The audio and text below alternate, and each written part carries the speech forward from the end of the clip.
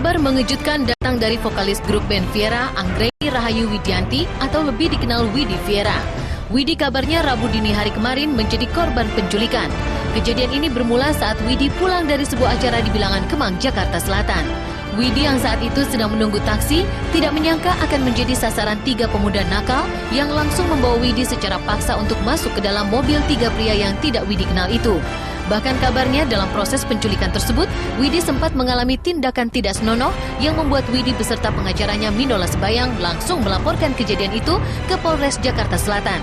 Widi juga harus menjalani visum untuk pemeriksaan lebih lanjut atas tindak kekerasan oleh para pelaku penculikan yang kabarnya juga melakukan pelecehan seksual kepada vokalis band Viera tersebut. Tadi pagi hari sekitar jam 5 datang seorang perempuan bernama Anggreni Rahayu Widianti, di mana yang bersangkutan mengalami perbuatan cabulan ya, yang bersangkutan seksual. Sementara tindakan dari pihak penyidik membawa yang bersangkutan setelah mengadakan acara bersama rekan-rekannya bermaksud untuk pulang. Kemudian ada sebuah kendaraan yang nomor polisinya juga teridentifikasi sebagian, namun juga masih melakukan pencarian dalam titiknya. Kemudian secara paksa yang bersangkutan ditawari untuk diajak untuk ikut dalam kendaraan tersebut, namun kemudian dipaksa.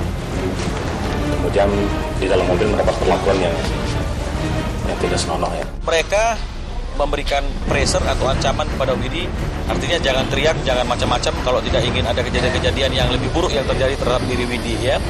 Untuk itu Widi hanya berusaha untuk tenang, tidak teriak juga, meskipun terus memohon kepada mereka agar mengantar dia pulang saja, dicek ya apakah ada tindakan kekerasan seksual misalnya pemerkosaan tadi itu ya, dan hal-hal yang lain. Tadi saya dapat sedikit bocoran dari penyidik, tidak ada, artinya memang kalau misalnya dikatakan diculik dan diperkosa atau misalnya dilakukan dicabuli dengan paksa tidak terjadi. Tapi kalau misalnya perbuatan tidak menyenangkan yang tadi seperti saya katakan itu ya ada. Peristiwa penculikan serta tindak kekerasan yang dialami Widi Rabu dini hari kemarin memang sangat mengejutkan. Apalagi hal itu terjadi saat Widi mau pulang ke kediamannya yang terletak di kawasan Kemang, Jakarta Selatan. Banyak yang mengatakan kepulangan Widi di hari Rabu dini hari itu saat ia selesai dugem dengan teman-temannya di sebuah tempat hiburan malam di kawasan Kemang. Salah satu dari 3 orang pelaku yang memaksa Widi masuk mobil mereka konon juga dalam keadaan mabuk, sehingga sempat melakukan perbuatan tidak menyenangkan kepada Widi. Kondisi Widi dalam keadaan normal, ya, tidak dalam keadaan mabuk misalnya atau dalam keadaan yang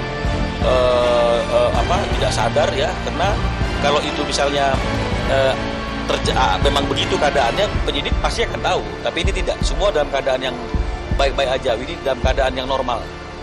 Saya tidak menanyakan apakah kamu itu selesai dugem ini segala macam ya, tapi sebagai seorang lawyernya dia, pertanyaan saya adalah kapan kejadiannya? Kenapa ada di situ jam 4 pagi? Oh, habis ngafe dengan teman-teman di sekitar situ, mau pulang ke rumah. Cukup bagi saya. Nggak dugem sih sebenarnya, mungkin lebih ke hangout di tempat daerah Kemang kan, tapi nggak pernah saya jarang sih.